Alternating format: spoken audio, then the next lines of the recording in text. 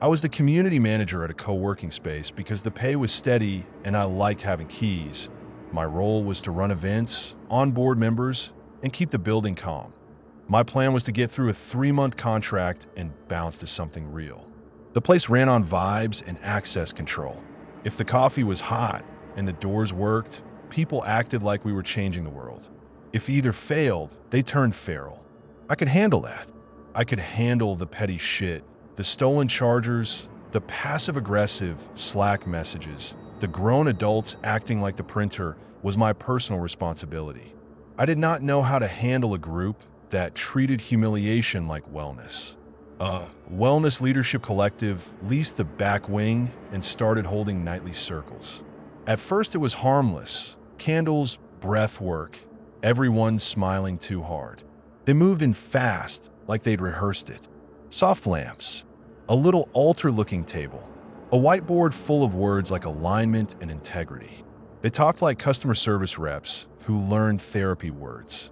I didn't love it, but co-working spaces rent to anyone with a credit card and a mission. Then I noticed the forms. Not waivers for yoga, but these weird consent sheets about recording and accountability.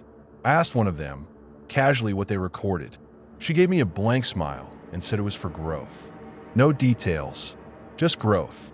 Then they began accountability recordings. They'd sit a member down, ask them to confess something ugly, and record it for growth. I didn't see the confessions, but I saw what came after. People walked out like they'd been wrung out.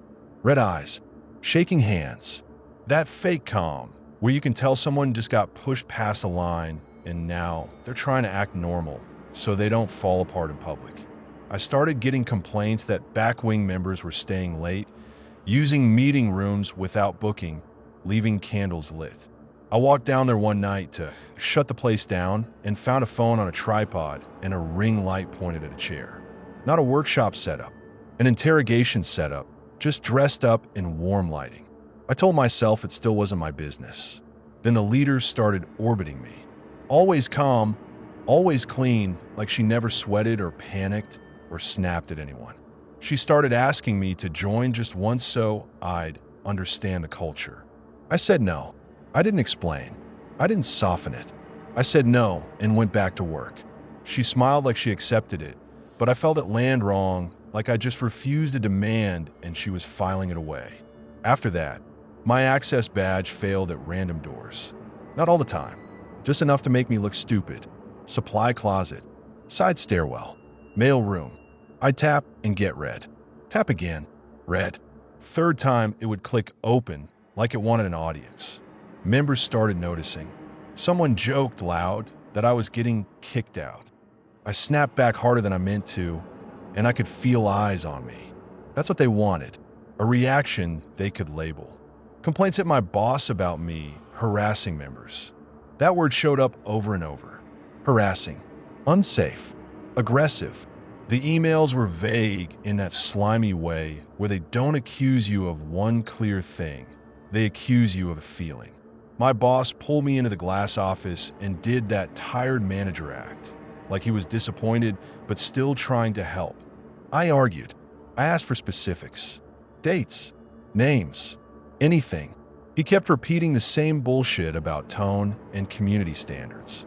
I told him the only people calling me unsafe were that back wing group, and it started right after I refused to sit in their little confession chair. He looked away. He didn't deny it. He just told me to keep it professional. After that, people treated me different. Regulars stopped joking with me. Some members started filming little TikTok-style clips in the lobby like the building was content. I catch phones angled at me when I walk past. One woman I'd on board myself stopped talking mid-sentence when I approached like she'd been trained. It felt like the building turned its head away from me. Then I found my own face on a flyer taped to the elevator. Do not engage, unsafe staff. My photo was pulled clean from somewhere online. Under was their logo and a block of text about protecting the container and reporting harmful interactions. I ripped it down so fast I tore paint. A guy watching smirked like I proved the point. I went straight to my boss. I didn't knock. I walked into the office and slapped the flyer on his desk. The owner was there too, sitting like he owned the air. I demanded they shut it down now. The owner didn't look shocked. That's what hit me first. He looked prepared, like the flyer was part of the script.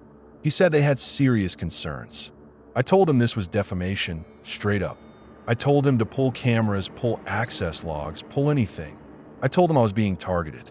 The owner's face stayed calm, and then he pulled out his phone and said there was audio. They played an audio clip for the owner, my voice saying something disgusting and cruel.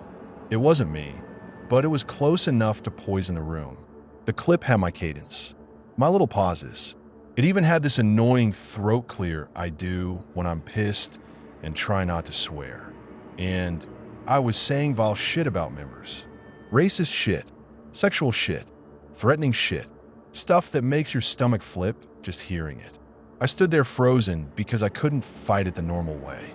If I protested too hard, I'd look guilty.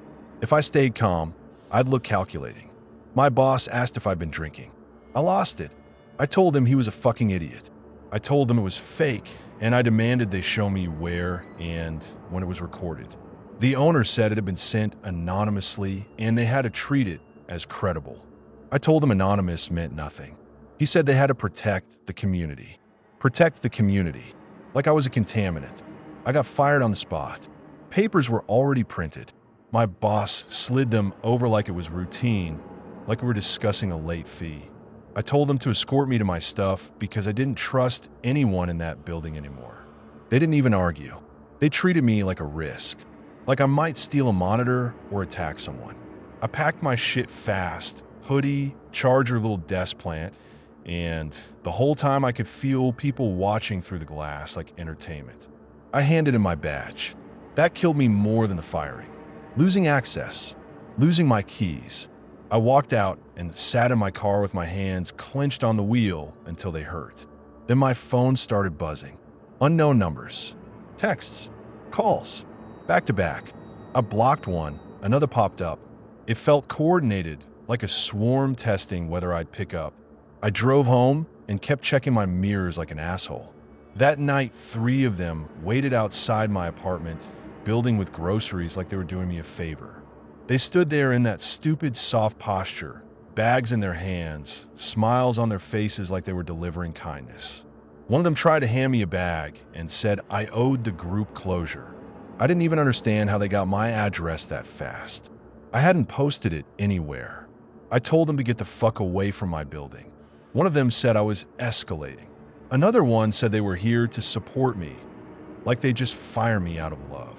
I pushed into the lobby and yanked the glass door shut behind me. I slammed the lobby door and watched their smiles drop in the glass. It was instant. The friendliness just fell off their faces like a mask slipping. No warmth, no concern, just flat eyes watching me through the glass. They didn't leave right away. They stood there with grocery bags hanging and stared like they expected me to buzz them in. I didn't. I went upstairs and sat on my couch in the dark with my phone in my hand, listening for footsteps on stairs. I didn't call the cops because I could already hear how it would sound. 3 wellness freaks with bananas. No crime, just menace. The next morning I tried to get proof. I emailed my boss demanding the complaints and the audio file. No response. I called, went to voicemail. I drove back to the co-working space because I needed to see someone's face when I asked, and because part of me still thought there was a rational explanation. There wasn't. The front desk wouldn't let me in. The new receptionist looked at me like she'd been warned. I tried to step inside when a member opened the door, and she blocked me and threatened to call someone. I told her to call the police if she wanted. That's when the leader appeared from the back wing hallway, calm as a surgeon. She didn't raise her voice.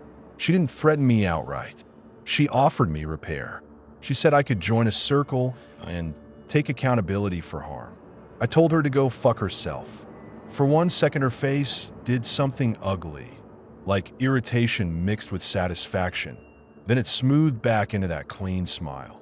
She looked past me at the receptionist like she was confirming control. The receptionist relaxed. That's what made me finally accept it. They didn't just target me. They trained the room to agree. I went home and packed. I moved 2 weeks later. Different city, different job board. Same group name popped up in a local meetup listing, and the thumbnail photo was me.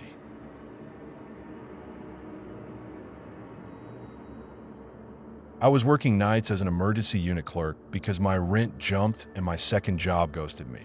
My role was to print labels, move charts, and call transport. My plan was to keep my head down, stack overtime, and never get involved in patient drama.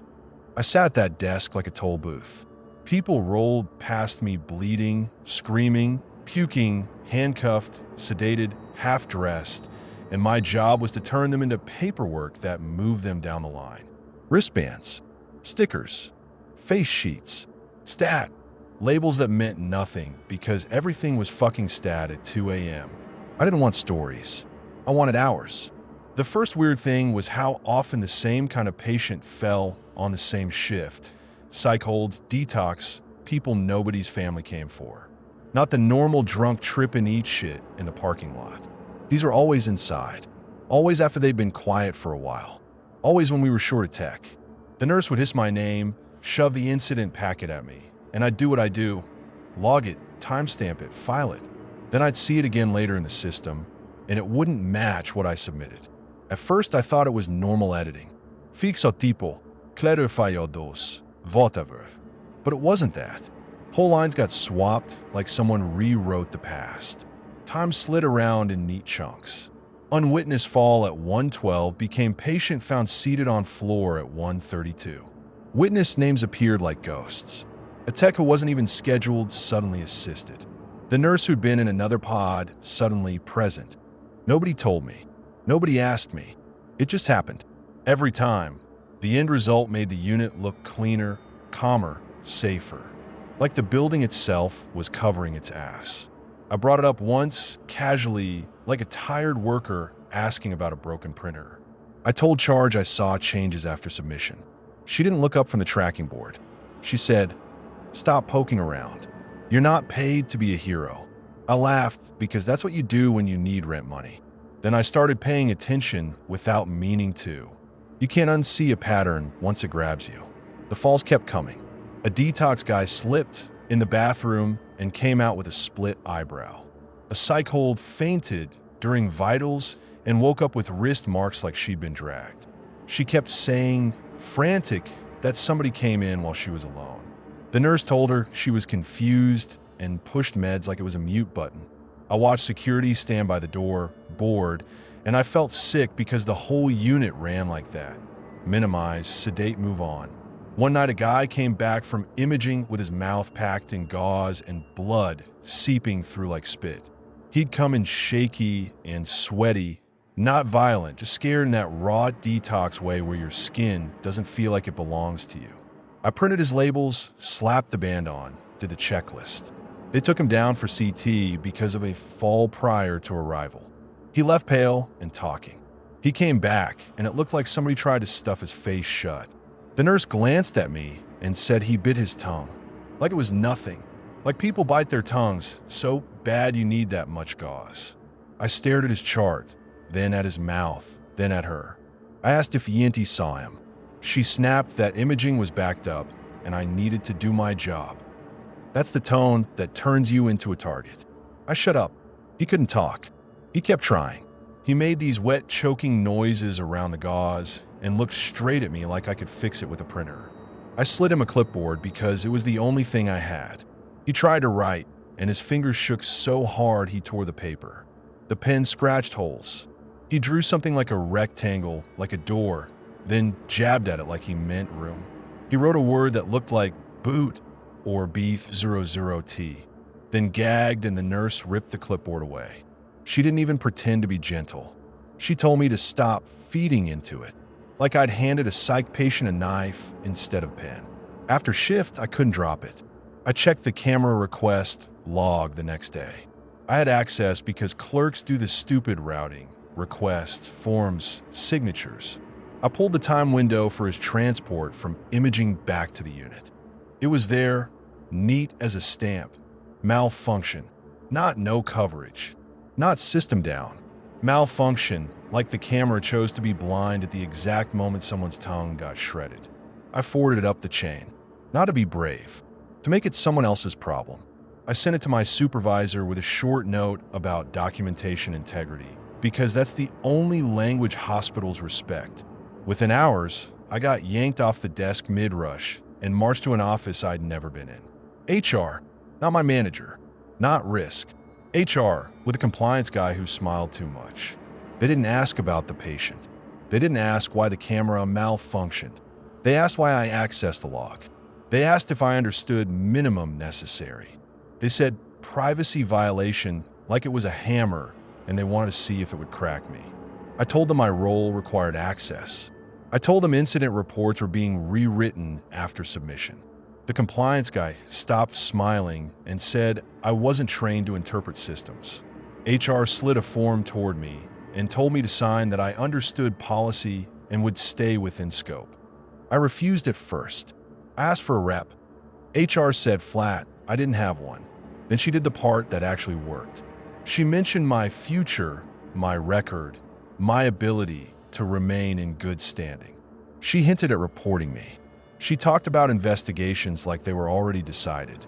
She said if I didn't sign, they'd place me on leave pending review. Leave meant no overtime. No overtime meant I didn't eat. I signed with my hand shaking. I walked back to the desk, and the unit felt different, like it had teeth. After that, people treated me like I was radioactive. My logins started timing out. Screens I used to see came back restricted. Nurses stopped joking near me. A charge who used to call me kid snapped at me in front of everyone over a label jam and said maybe I should focus on printing instead of playing detective. That word stuck.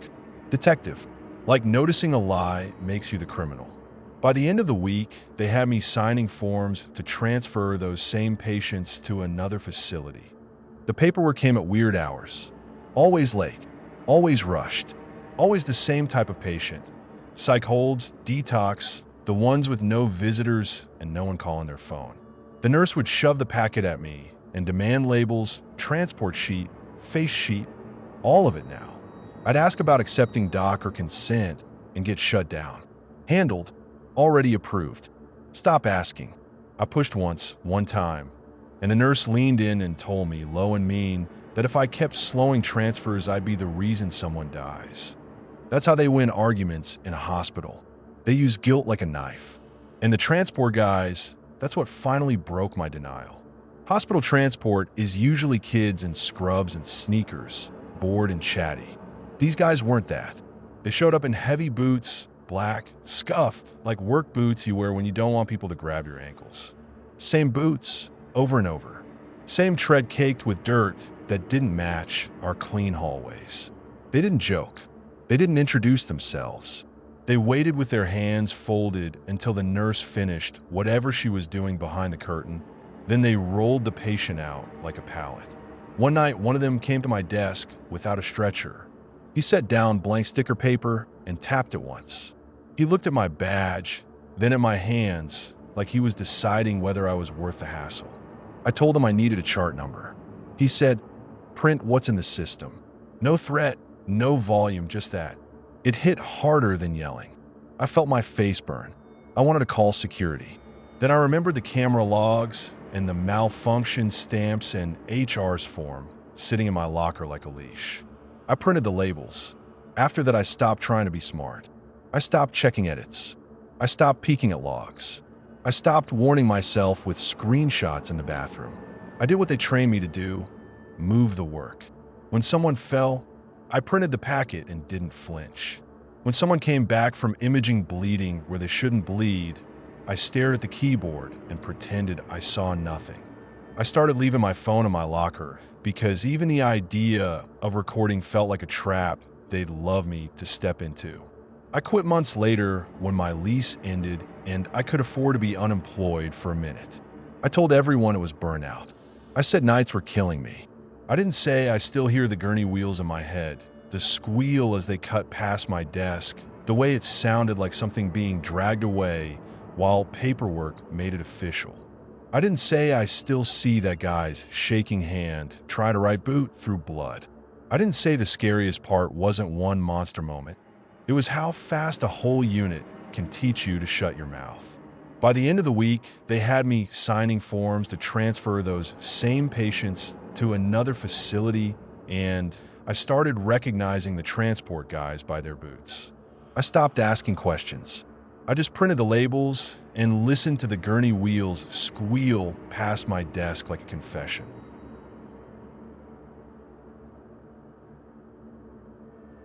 I was dispatching for a repo company because I needed quick money and I could handle ugly phone calls.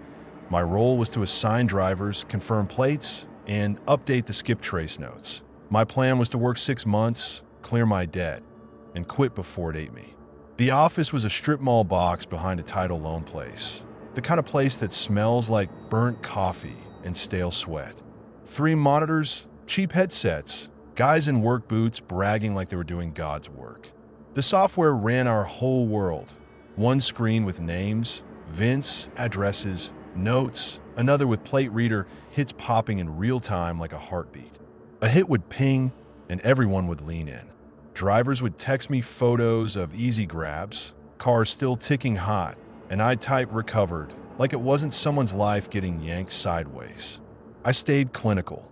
I told myself I was just moving data, just pointing trucks at metal. Then I saw my own license plate pop up in the hit feed. Same state, same make. My car. The photo was clean, taken by a reader near the grocery store by my apartment. I clicked it, expecting the camera misread, expecting some dumb coincidence, and my stomach dropped when the note field already had my apartment number typed in. My unit, not a neighborhood guess, not possible address. It sat there like it belonged, like it had always been in our system. I stared at it, refreshed, logged out, logged back in, searched my plate directly. Same result. That number didn't type itself. Somebody put it there. I got up and walked in my boss's office with my screen still open because I didn't trust my brain not to twist it into a nightmare later. I said, "That's my car. That's my address." He barely looked. He gave this lazy little laugh and said the system pulls what it pulls, and I should stop being dramatic. I pushed harder because fear makes you rude when you don't have time to be polite. I pointed to my unit number and told him cameras don't guess unit numbers. He snapped back that I needed to stay in my lane, like my lane included getting stalked quietly. I went back to my desk and my hands wouldn't stop shaking on the mouse. Then my phone lit up with a delivery notification for a package I didn't order, addressed to a nickname only my ex used. Not my legal name, not even my usual. That old stupid nickname he used when he wanted to act sweet before he turned nasty. The notification had a photo. My door, my mat, a plain box sitting there like it paid rent. I left the office without asking. I drove home checking mirrors like a maniac, half expecting to see one of our repo trucks tucked behind me or some random sedan just glued to my bumper. The box was real. No return address. Just my unit and that nickname in thick marker. I brought it inside because I didn't know what else to do, cut it open with a kitchen knife, and the first thing I saw was a printed screenshot from our repo system. My name, my plate, my address, the same hit entry I just freaked out about. Like someone wanted me to understand they weren't guessing. There was also a cheap keychain and a blank metal tag, like a joke about keys, like a promise. I sat on my kitchen floor with my back against the cabinets and listened to my own breathing because it sounded too loud in my apartment. I didn't sleep. I went back to work early, angry now, not just scared, and told my boss to delete my data from the system. He laughed again, louder, like I was asking him to delete gravity. He said they don't delete, the system keeps everything, and it pulls what it pulls. I told him someone was using their access to pull my routine. He rolled his eyes and said if I couldn't handle the job, I should quit. That's when I stopped trying to be nice. I dug into the audit trail. Dispatchers live in logs. Every view, every export, every search leaves footprints if you know where to look. I found a user account that wasn't supposed to exist, logging in at 3 a.m., searching my name, exporting results. Over and over, like someone building a file on me. The timestamps felt personal. 3 in the morning is when you're asleep, when your guard drops, when your door is just a door. I screenshotted everything, emailed it to myself, printed it because paper feels harder to erase, and walked it straight into my boss's office. I expected panic. I expected him to call IT, call the owner, call someone. He didn't panic. He got pissed at me. His face went tight, and he asked why I was in the audit trail. I said because somebody was stalking me through their system. He called it unauthorized access, like I was the problem now. I told him the account wasn't real. He said, "Cole, drop it." We argued. Not movie yelling, just that ugly office argument where someone in power keeps lowering their voice like it makes them right. I said I was reporting it. He said if I kept digging, I'd get myself fired. I sent an email anyway to the generic tech support address with the screenshots attached and my boss CC'd because I wanted a trail. Within an hour, my login stopped working. 1 second, I was staring at the queue. The next, I was kicked out like I typed the wrong password. Email locked. Share drive locked. Everything denied. I walked to my boss, and he said, loud enough for the floor to hear, that I was being terminated for unauthorized access and data mishandling. People stared. Drivers stared harder. In that world, anyone who talks about logs and exports is either a snitch or a rat or both. One of the repo guys muttered, "Fucking narc," like I called the cops on him personally. I told him to say it to my face, and he looked away, but the damage was done. I left with a cardboard box of desk junk and the feeling that my own workplace had turned me into prey. 2 days later, a process server caught me in the parking lot next to my car, like he'd been told exactly where I'd park even though I didn't work there anymore. He asked my name, handed me papers, and walked off like it was nothing. They sued me for the breach they caused.